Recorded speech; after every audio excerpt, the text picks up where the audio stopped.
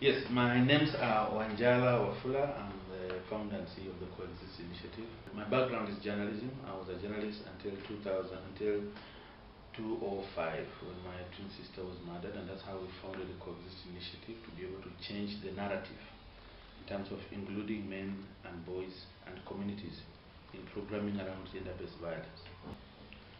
Currently, the Coexist initiative has many programs, all aimed at mitigating issues around gender-based violence, linking them with issues majorly around poverty and around human rights.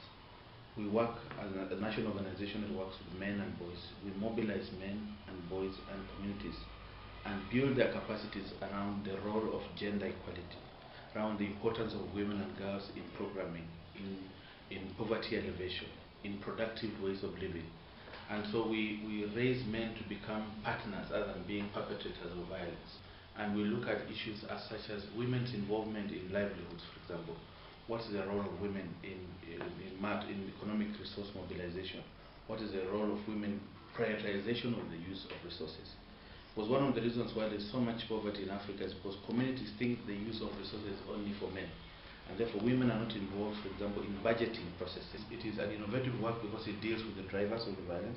It transforms men from being perpetrators to being partners.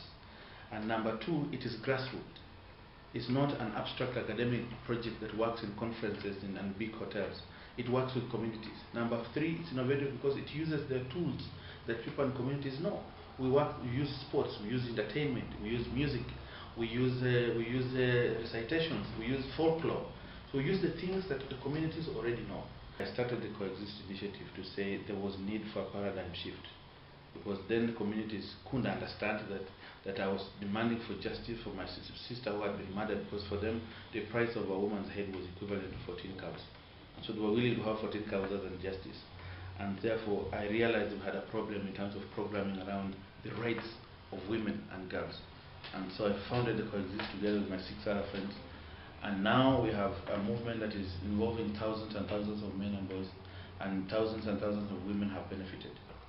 Our impact has been that, according to UNHCR in 2015, Coexist successfully was able to return over 45,000 girls in the Durban Kakuma refugee camps.